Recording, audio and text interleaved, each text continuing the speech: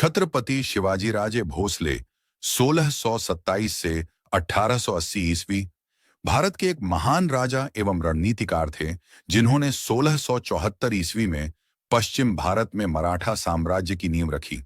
इसके लिए उन्होंने मुगल साम्राज्य के शासक औरंगजेब से संघर्ष किया। सन 1674 में रायगढ़ में उनका राज्याभिषेक हुआ और वह छत्रपति बने। तत्वदर्शी संत मिला होता तो शिवाजी राजे मोक्ष का मार्ग चुनते। शिवाजी राजे भोसले शक करता हिंदू धर्मोद्धारक, मराठा साम्राज्य के छत्रपति। ब्रिटिश संग्रहालय में स्थित शिवाजी का असली चित्र। शासनावधि 6 जून 1674 से 4 अप्रैल 1617। 1680। राज्याभिषेक 6 जून 1674 पूर्ववर्ती शाहजी राजे, उत्तरवर्ती संभाजी राजे। जन्म 20 अप्रैल 1627 शिवनेरी दुर्ग। निधन 4 अप्रैल 1680 रायगढ़। समाधि रायगढ़। संतान संभाजी, राजाराम, राणूबाई आदि। घराना भोसले कुर्मी। पिता शाहजी राजे, माता जीजाबाई। छत्रपति शिवाजी महाराज ने अपनी अनुशासित सेना एवं सुसंगठित प्रशासनिक इकाइयों की सहायता से एक योग्य एवं प्रगतिशील प्रशासन प्रदान किया। उन्होंने समर विद्या में अनेक नवाचार किए तथा छापामार युद्ध गोरिल्ला युद्ध नीति गेरिला वॉरफेयर की नई शैली शिवसूत्र विकसित की। गोरिल्ला युद्ध नीति, छापामार युद्ध नीति के जनक मराठा ही थे। उन्होंने प्राचीन हिंदू राजनीतिक प्रथाओं तथा दरबारी शिष्टाचारों को पुनर्जीवित किया और मराठी एवं संस्कृत को राजकाज की भाषा बनाया। वे भारतीय स्वाधीनता संग्राम में नायक के रूप में स्मरण किए जाने लगे। बाल गंगाधर तिलक ने राष्ट्रीयता की भावना के विकास के लिए शिवाजी राजे जन्मोत्सव की शुरुआत की। मालोजी राजे भोसले 1552 से 1597 अहमदनगर सल्तनत के एक प्रभावशाली जनरल थे। पुणे, चाकण और इंदापुर के देशमुख थे। मालोजी राजे के बेटे शाहजी राजे भी बीजापुर सुल्तान के दरबार में बहुत प्रभावशाली राजनेता थे। शाहजी राजे अपने पत्नी जिजाबाई से शिवाजी का जन्म 19 फरवरी 1630 को शिवनेरी दुर्ग में हुआ था। उनके पिता शाहजी राजे भोसले एक शक्तिशाली सामंत राजा एवं कूर्मी कुल में जन्मे थे। उनकी माता जिजाबाई जाधवराव कुल में उत्पन्न असाधारण प्रतिभाशाली महिला थी। शिवाजी के बड़े भाई का नाम संभाजी राजे था, जो अधिकतर समय अपने पिता शाहजी राजे भोसले के साथ ही रहते थे। शाहजी राजे की दूसरी पत्नी तुकाबाई मोहिते थीं। उनसे एक पुत्र हुआ जिसका नाम व्यंकोजी राजे था। शिवाजी महाराज के चरित्र पर माता पिता का बहुत प्रभाव पड़ा। उनकी माता के मार्गदर्शन में बीता। उन्होंने राजनीति एवं युद्ध की शिक्षा ली थी। वे उस युग के वातावरण और घटनाओं को भली प्रकार समझने लगे थे। उनके हृदय में स्वाधीनता की लौ प्रज्वलित हो गई थी। उन्होंने कुछ स्वामी भक्त साथियों का संगठन किया। शिवाजी की माता जीजाबाई बड़ी ही धार्मिक प्रवृत्ति की थी। उनका इनके जीवन पर अत्यधिक अच्छा प्रभाव पड़ा। वैवाहिक जीवन शिवाजी का विवाह सन 14 मई 1640 में सईबाई निम्बालकर सई भोसले के साथ लाल महल पुणे में हुआ था। सई भोसले शिवाजी की पहली और प्रमुख पत्नी थीं। वह अपने पति के उत्तराधिकारी संभाजी की मां थीं। शिवाजी ने कुल 8 विवाह किए थे। वैवाहिक राजनीति के जरिए उन्होंने सभी मराठा सरदारों को एक छत्र के नीचे लाने में सफलता प्राप्त की। शिवाजी की पत्नियां सईबाई निम्बालकर, संभाजी, राणूबाई, सखूबाई, अंबिकाबाई, सोयराबाई मोहिते, राजाराम, दीपाबाई, सकवरबाई गायकवाड़, कमलाबाई, सगुणाबाई शिर्के, राजकुंवरबाई, पुतलाबाई पालकर, काशीबाई, जाधव लक्ष्मीबाई, विचारे गुमवंताबाई इंगले। सैनिक वर्चस्व का आरंभ उस समय बीजापुर का राज्य आपसी संघर्ष तथा विदेशी आक्रमण काल के दौर से गुजर रहा था। ऐसे साम्राज्य के सुल्तान की सेवा करने के बदले उन्होंने मावलों को बीजापुर के खिलाफ संगठित करने लगे। मावल प्रदेश पश्चिम घाट से जुड़ा है और कोई 150 किलोमीटर लंबा और 30 किलोमीटर चौड़ा है। वे संघर्षपूर्ण जीवन व्यतीत करने के कारण कुशल योद्धा माने जाते हैं। इस प्रदेश में मराठा और सभी जाति के लोग रहते हैं। शिवाजी महाराज इन सभी जाति के लोगों को लेकर मावला नाम देकर सभी को संगठित किया और उनसे संपर्क कर उनके प्रदेश से परिचित हो गए थे। मावल युवकों को लाकर उन्होंने दुर्ग निर्माण का कार्य आरंभ कर दिया था। मावलों का सहयोग शिवाजी महाराज के लिए बाद में उतना ही महत्वपूर्ण साबित हुआ जितना शेर शाह सूरी के लिए अफगानों का साथ। उस समय बीजापुर आपसी संघर्ष तथा मुगलों के आक्रमण से परेशान था। बीजापुर के सुल्तान आदिल शाह ने बहुत से दुर्गों से अपनी सेना हटाकर उन्हें स्थानीय शासकों या सामंतों के हाथ सौंप दिया था। जब आदिल शाह बीमार पड़ा तो बीजापुर में अराजकता फैल गई और शिवाजी महाराज ने अवसर का लाभ उठाकर बीजापुर में प्रवेश का निर्णय लिया। शिवाजी महाराज ने इसके बाद के दिनों में बीजापुर के दुर्गों पर अधिकार करने की नीति अपनाई। सबसे पहला दुर्ग था रोहिदेश्वर का दुर्ग। प्रभुता का विस्तार बिरला मंदिर। दिल्ली में शिवाजी महाराज की मूर्ति शाहजी की मुक्ति की शर्तों के मुताबिक शिवाजी राजे ने बीजापुर के क्षेत्रों पर आक्रमण तो नहीं किया, पर उन्होंने दक्षिण पश्चिम में अपनी शक्ति बढ़ाने की चेष्टा की। पर इस क्रम में जावली का राज्य बाधा का काम कर रहा था। यह राज्य सातारा के सुदूर उत्तर पश्चिम में वामा और कृष्णा नदी के बीच में स्थित था। यहां का राजा चंद्रराव मौर्य था, जिसने ये जागीर शिवाजी से प्राप्त की थी। शिवाजी ने मौर्य शासक चंद्रराव को स्वराज में शामिल होने को कहा, पर चंद्रराव बीजापुर के सुल्तान के साथ मिल गया। सन 1656 में शिवाजी ने अपनी सेना लेकर जावली पर आक्रमण कर दिया। चंद्रराव मौर्य और उसके दोनों पुत्रों ने शिवाजी के साथ लड़ाई की, पर अंत में वे बंदी बना लिए गए, पर चंद्रराव भाग गया। स्थानीय लोगों ने शिवाजी के इस कृत्य का विरोध किया, पर वे विद्रोह को कुचलने में सफल रहे। इससे शिवाजी को उस दुर्ग में संग्रहित 8 वंशों की संपत्ति मिल गई। इसके अलावा कई मावल सैनिक मुरारबाजी देश पांडे भी शिवाजी की सेना में सम्मिलित हो गए। मुगलों से पहली मुठभेड़ शिवाजी के बीजापुर तथा मुगल दोनों शत्रु थे। उस समय शहजादा औरंगजेब दक्कन का सूबेदार था। इसी समय 1 नवंबर 1556 को बीजापुर के सुल्तान आदिल शाह की मृत्यु हो गई, जिसके बाद बीजापुर में अराजकता का माहौल पैदा हो गया। इस स्थिति का लाभ उठाकर औरंगजेब ने बीजापुर पर आक्रमण कर दिया और शिवाजी ने औरंगजेब का साथ देने की बजाय उस पर धावा बोल दिया। उनकी सेना ने झुन्नार नगर पर आक्रमण कर ढेर सारी संपत्ति के साथ 200 घोड़े लूट ली। अहमदनगर से 700 घोड़े, 4 हाथी के अलावा कर उन्होंने गुंडा तथा रेसिन के दुर्ग पर भी लूटपाट मचाई। इसके परिणाम स्वरूप औरंगजेब शिवाजी से खफा हो गया और मैत्री वार्ता समाप्त हो गई। शाहजहां के आदेश पर औरंगजेब ने बीजापुर के साथ संधि कर ली और इसी समय शाहजहां बीमार पड़ गया। उसके व्याधिग्रस्त होते ही औरंगजेब उत्तर भारत चला गया और वहां शाहजहां को कैद करने के बाद मुगल साम्राज्य का शाह बन गया। कोंकण पर अधिकार। दक्षिण भारत में औरंगजेब की अनुपस्थिति और बीजापुर की डावाडोल राजनीतिक स्थिति को जानकर शिवाजी ने समरजी को जंजीरा पर आक्रमण करने को कहा, परंतु जंजीरा के सिद्दियों के साथ उनकी लड़ाई कई दिनों तक चली। इसके बाद शिवाजी ने खुद जंजीरा पर आक्रमण किया और दक्षिण कोंकण पर अधिकार कर लिया और दमन के पुर्तगालियों से वार्षिक कर एकत्र किया। कल्याण तथा भिवंडी पर अधिकार करने के बाद वहां नौसैनिक अड्डा बना लिया। इस समय तक शिवाजी 40 दुर्गों के मालिक बन चुके थे। बीजापुर से संघर्ष इधर औरंगजेब के आगरा उत्तर की ओर लौट जाने के बाद बीजापुर के सुल्तान ने भी राहत की सांस ली। अब शिवाजी ही बीजापुर के सबसे प्रबल शत्रु रह गए थे। शाहजी को पहले ही अपने पुत्र को नियंत्रण में रखने को कहा गया था, पर शाहजी ने इसमें अपनी असमर्थता जाहिर की। शिवाजी से निपटने के लिए बीजापुर के सुल्तान ने अब्दुल्लाह भट्टारी अफजल खां को शिवाजी के विरुद्ध भेजा। अफजल ने 12,000 सैनिकों के साथ 1659 में कूच किया। तुलजापुर के मंदिरों को नष्ट करता हुआ वह सतारा के 30 किलोमीटर उत्तरवाई शिरवल नाची के नजदीक तक आ गया, पर शिवाजी प्रतापगढ़ के दुर्ग पर ही रहे। अफजल खां ने अपने दूत कृष्णजी भास्कर को संधि वार्ता के लिए भेजा।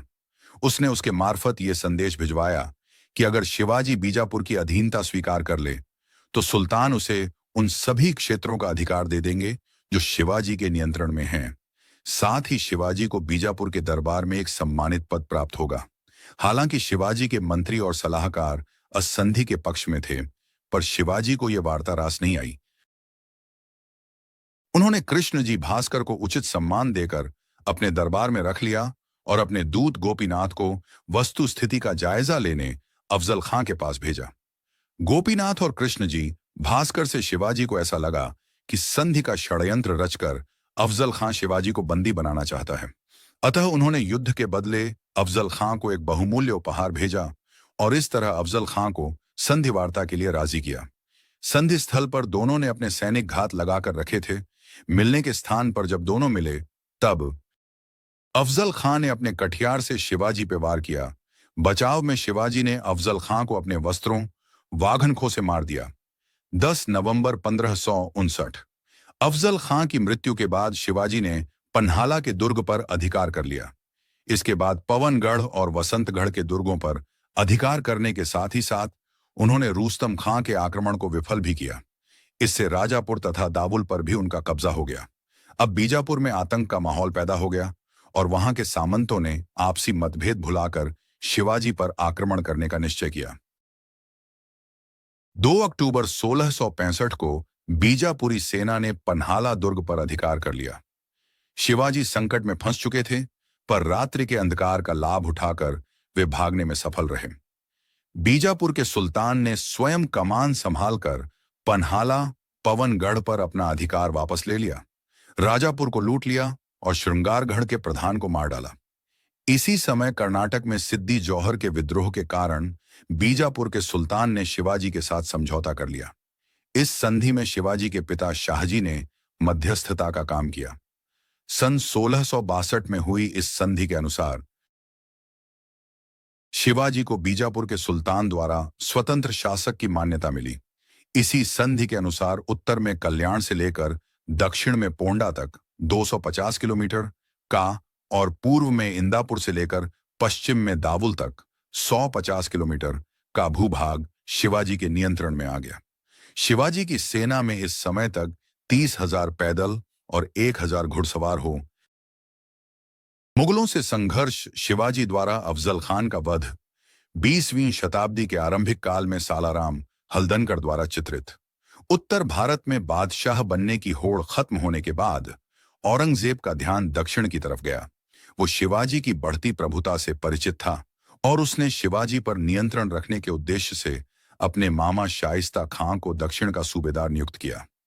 शाइस्ता खां अपने 1,50,000 फौज लेकर सूपन और चाकन के दुर्ग पर अधिकार कर पूना पहुंच गया। उसने 3 साल तक मावल में लूटमार की।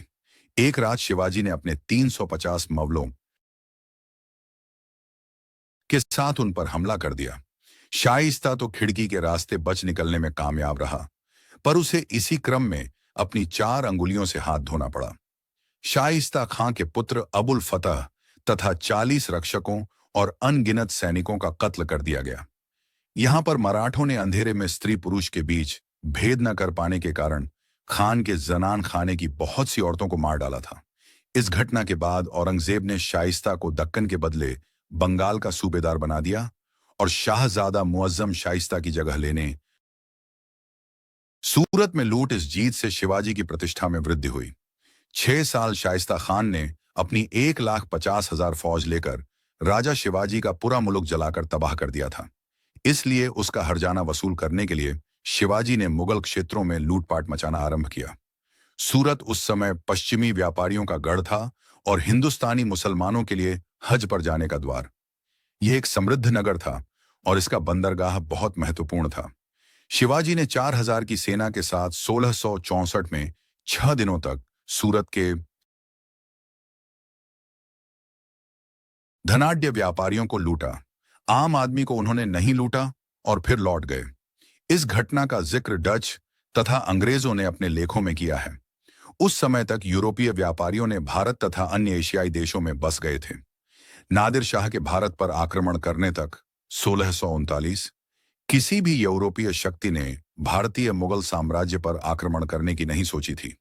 उधर सूरत में शिवाजी की लूट से खिन्न होकर औरंगजेब ने इनायत खां के स्थान पर ग्यासुद्दीन खां को सूरत का फौजदार नियुक्त किया और शहजादा मुअज्जम तथा उपसेनापति राजा जसवंत सिंह की जगह दिलेर खां और राजा जयसिंह की नियुक्ति की गई। राजा जय सिंह ने बीजापुर के सुल्तान, यूरोपीय शक्तियां तथा छोटे सामंतों का सहयोग लेकर शिवाजी पर आक्रमण कर दिया। इस युद्ध में शिवाजी को हानि होने लगी और हार की संभावना को देखते हुए शिवाजी ने संधि का प्रस्ताव भेजा। जून 1665 में हुई इस संधि के मुताबिक शिवाजी 23 दुर्ग मुगलों को दे देंगे और इस तरह उनके पास केवल 12 दुर्ग बच जाएंगे। इन 23 दुर्गों से होने वाली आमदनी 4 लाख हूण सालाना थी। बालाघाट और कोंकण के क्षेत्र शिवाजी को मिलेंगे, पर उन्हें इसके बदले में 13 किस्तों में 40 लाख हूण अदा करने होंगे। इसके अलावा प्रतिवर्ष 5 लाख हूण का राजस्व भी वे देंगे। शिवाजी स्वयं औरंगजेब के दरबार में होने से मुक्त रहेंगे, पर उनके पुत्र संभाजी को मुगल दरबार में खिदमत करनी होगी। बीजापुर के खिलाफ शिवाजी मुगलों का साथ देंगे। आगरा में आमंत्रण और पलायन। शिवाजी को आगरा बुलाया गया, जहां उन्हें लगा कि उन्हें उचित सम्मान नहीं मिल रहा है। इसके विरोध में उन्होंने अपना रोष भरे दरबार में दिखाया और औरंगजेब पर विश्वासघात का आरोप लगाया। औरंगजेब इससे क्षुब्ध हुआ और उसने शिवाजी को नजरबंद कर दिया और उन पर 5000 सैनिकों के पहरे लगा दिए। कुछ ही दिनों बाद 18 अगस्त 1666 को राजा शिवाजी को मार डालने का इरादा औरंगजेब का था, लेकिन अपने अदम्य साहस और युक्ति के साथ शिवाजी और संभाजी दोनों इससे भागने में सफल रहे। 16 अगस्त 1666 को मथुरा में एक विश्वासी ब्राह्मण के यहां छोड़ शिवाजी महाराज बनारस गए। पूरी होते हुए सकुशल राजगढ़ पहुंच गए। 2 सितंबर 1666 इससे मराठों को नवजीवन सा मिल गया। औरंगजेब ने जय सिंह पर शक करके उसकी हत्या विष देकर करवा डाली। जसवंत सिंह के द्वारा पहल करने के बाद सन 1618 में शिवाजी ने मुगलों के साथ दूसरी बार संधि की। औरंगजेब ने शिवाजी को राजा की मान्यता दी। शिवाजी के पुत्र संभाजी को 5000 की मनसबदारी मिली और शिवाजी को पूना, चाकन और सूपा का जिला लौटा दिया गया। पर सिन्हागढ़ और पुरंदर पर मुगलों अधिपत्य बना रहा। सन 1670 में सूरत नगर को दूसरी बार शिवाजी ने लूटा। नगर से 132 लाख की संपत्ति शिवाजी के हाथ लगी और लौटते वक्त उन्होंने मुगल सेना को सूरत के पास फिर से हराया। राज्याभिषेक। रायगढ़ में शिवाजी महाराज की प्रतिमा। सन 1674 तक शिवाजी ने उन सारे प्रदेशों पर अधिकार कर लिया था जो पुरंदर की संधि के अंतर्गत उन्हें मुगलों को देने पड़े थे। पश्चिमी महाराष्ट्र में स्वतंत्र हिंदू राष्ट्र की स्थापना के बाद शिवाजी ने अपना राज्याभिषेक करना चाहा, परंतु मुस्लिम सैनिकों ने ब्राह्मणों को धमकी दी कि जो भी शिवाजी का राज्याभिषेक करेगा उनकी हत्या कर दी जाएगी। जब ये बात शिवाजी तक पहुंची कि मुगल सरदार ऐसे धमकी दे रहे हैं, तब शिवाजी ने इसे एक चुनौती के रूप में लिया और कहा कि अब वो उस राज्य के ब्राह्मण से ही अभिषेक करवाएंगे जो मुगलों के अधिकार में है। शिवाजी के निजी सचिव बालाजी जी ने काशी में 3 दूतों को भेजा, क्योंकि काशी मुगल साम्राज्य के अधीन था। जब दूतों ने संदेश दिया तो काशी के ब्राह्मण काफी प्रसन्न हुए, किंतु मुगल सैनिकों को यह बात पता चल गई, तब उन ब्राह्मणों को पकड़ लिया। परंतु युक्तिपूर्वक उन ब्राह्मणों ने मुगल सैनिकों के समक्ष उन दूतों से कहा कि शिवाजी कौन है हम नहीं जानते हैं, वे किस वंश से हैं। दूतों को पता नहीं था। उन्होंने कहा हमें पता नहीं है। तब मुगल सैनिकों के सरदार के समक्ष उन ब्राह्मणों ने कहा कि हमें कहीं अन्यत्र जाना है। शिवाजी किस वंश से हैं आपने नहीं बताया, अतः ऐसे में हम उनके राज्याभिषेक कैसे कर सकते हैं। हम तो तीर्थ यात्रा पर जा रहे हैं और काशी का कोई अन्य ब्राह्मण भी राज्याभिषेक नहीं करेगा जब तक राजा का पूर्ण परिचय न हो, अतः आप वापस जा सकते हैं। मुगल सरदार ने खुश होकर ब्राह्मणों को छोड़ दिया और दूतों को पकड़कर औरंगजेब के पास दिल्ली भेजने की सोची, पर वो भी चुपके से निकल भागे। वापस लौटकर उन्होंने ये बात बालाजी आव तथा शिवाजी को बताई, परंतु आश्चर्यजनक रूप से 2 दिन बाद वही ब्राह्मण अपने शिष्यों के साथ रायगढ़ पहुंचे और शिवाजी का राज्याभिषेक किया। इसके बाद मुगलों ने फूट डालने की कोशिश की और शिवाजी के राज्याभिषेक के बाद भी पुणे के ब्राह्मणों को धमकी दी, कहा कि शिवाजी को राजा मानने से मना करो ताकि प्रजा भी इसे न माने, लेकिन उनकी नहीं चली। शिवाजी ने अष्टप्रधान मंडल की स्थापना की। विभिन्न राज्यों के दूतों, प्रतिनिधियों के अलावा विदेशी व्यापारियों को भी इस समारोह में आमंत्रित किया गया, पर उनके राज्याभिषेक के 12 दिन बाद ही उनकी माता का देहांत हो गया था। इस कारण से 4 अक्टूबर 1674 को दूसरी बार शिवाजी ने छत्रपति की उपाधि ग्रहण की। 2 बार हुए इस समारोह में लगभग 50 लाख रुपए खर्च हुए। इस समारोह में हिंदवी स्वराज की स्थापना का उद्घोष किया गया था। विजयनगर के पतन के बाद दक्षिण में यह पहला हिंदू साम्राज्य था। एक स्वतंत्र शासक की तरह उन्होंने अपने नाम का सिक्का चलवाया। इसके बाद बीजापुर के सुल्तान ने कोंकण विजय के लिए अपने 2 सेनाधीशों को शिवाजी के विरुद्ध भेजा, पर वे असफल रहे। दक्षिण में विजय सन 1677 से 77 में शिवाजी का ध्यान कर्नाटक की ओर गया। बंबई के दक्षिण में कोंकण, तुंगभद्रा नदी के पश्चिम में बेलगाम तथा धारवाड़ का क्षेत्र, मैसूर, वेलारी, त्रिचूर तथा जिंजी पर अधिकार करने के बाद 3 अप्रैल 1680 को शिवाजी का देहांत हो गया। मृत्यु और उत्तराधिकार विष दिलाने के बाद शिवाजी महाराज की मृत्यु 3 अप्रैल 1680 में हुई। उस समय शिवाजी के उत्तराधिकार संभाजी को मिले। शिवाजी के ज्येष्ठ पुत्र संभाजी थे और दूसरी पत्नी से राजा राम नाम एक दूसरा पुत्र था। उस समय राजा राम की उम्र मात्र 10 वर्ष थी, अतः मराठों ने संभाजी को राजा मान लिया। उस समय औरंगजेब राजा शिवाजी का देहांत देखकर अपनी पूरे भारत पर राज्य करने की अभिलाषा से अपनी 5 लाख सेना सागर लेकर दक्षिण भारत जीतने निकला। औरंगजेब ने दक्षिण में आते ही आदिल शाही 2 दिनों में और कुतुब शाही 1 ही दिनों में खत्म कर दी, पर राजा संभाजी के नेतृत्व में मराठाओं ने 9 साल युद्ध करते हुए अपनी स्वतंत्रता बरकरार रखी। औरंगजेब के पुत्र शहजादा अकबर ने औरंगजेब के खिलाफ विद्रोह कर दिया। संभाजी ने उसको अपने यहां शरण दी। औरंगजेब ने अब फिर जोरदार तरीके से संभाजी के खिलाफ आक्रमण करना शुरू किया। उसने अंततः 1689 में संभाजी के बीवी के सगे भाई यानी गणोजी शिर्के की मुखबरी से संभाजी को मुकरब खां द्वारा बंदी बना लिया। औरंगजेब ने राजा संभाजी से बदसलूकी की और बुरा हाल करके मार दिया।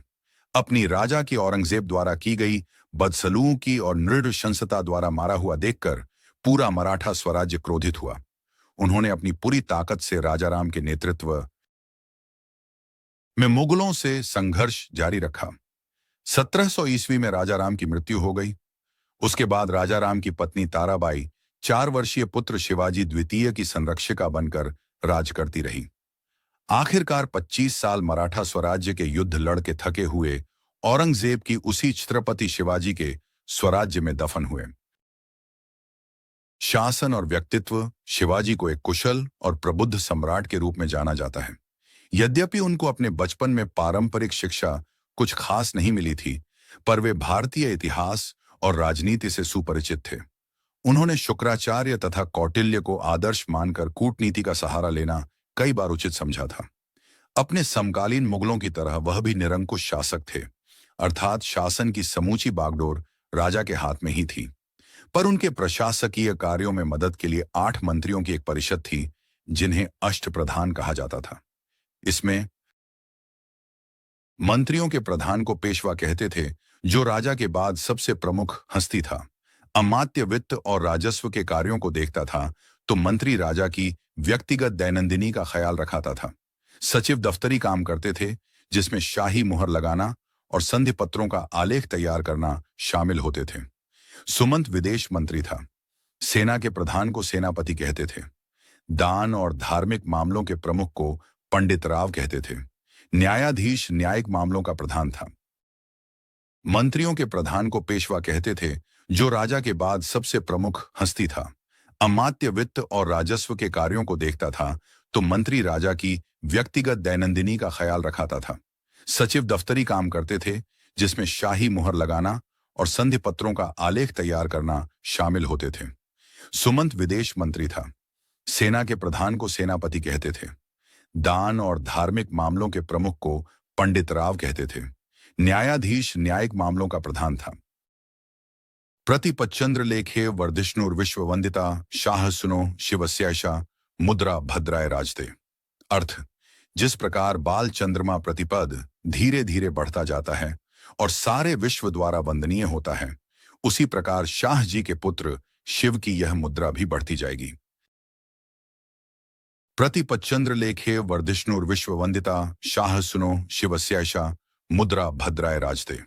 अर्थ, जिस प्रकार बाल चंद्रमा प्रतिपद धीरे धीरे बढ़ता जाता है और सारे विश्व द्वारा वंदनीय होता है, उसी प्रकार शाह जी के पुत्र शिव की यह मुद्रा भी बढ़ती जाएगी।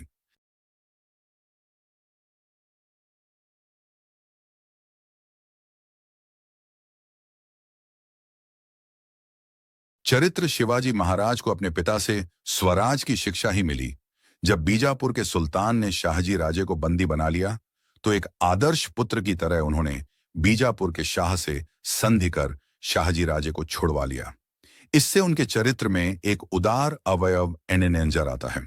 उसके बाद उन्होंने पिता की हत्या नहीं करवाई, जैसा कि अन्य सम्राट किया करते थे। शाहजी राजे के मरने के बाद ही उन्होंने अपना राज्याभिषेक करवाया। हालांकि वो उस समय तक अपने पिता से स्वतंत्र होकर एक बड़े साम्राज्य के अधिपति हो गए थे, जो विराट थे। उनके नेतृत्व को सब लोग स्वीकार करते थे। यही कारण है कि उनके शासनकाल में कोई आंतरिक विद्रोह जैसी प्रमुख घटना नहीं हुई थी। वह एक अच्छे सेनानायक के साथ एक अच्छे कूटनीतिज्ञ भी थे। कई जगहों पर उन्होंने सीधे युद्ध लड़ने की बजाय कूटनीति से काम लिया था, लेकिन यही उनकी कूटनीति थी जो हर बार बड़े से बड़े शत्रु को मात देने में उनका साथ देती रही। शिवाजी महाराज की गणिमी कावा नामक कूटनीति, जिसमें शत्रु पर अचानक आक्रमण करके उसे हराया जाता है, विलोभनीयता से और आदर सहित याद आता है। शिवाजी महाराज के गौरव में ये पंक्तियां प्रसिद्ध हैं। शिवरायांचे आठवावे स्वरूप, शिवरायांचा आठवावा साक्षेप, शिवरायांचा आठवावा प्रताप, भूमंडली लेना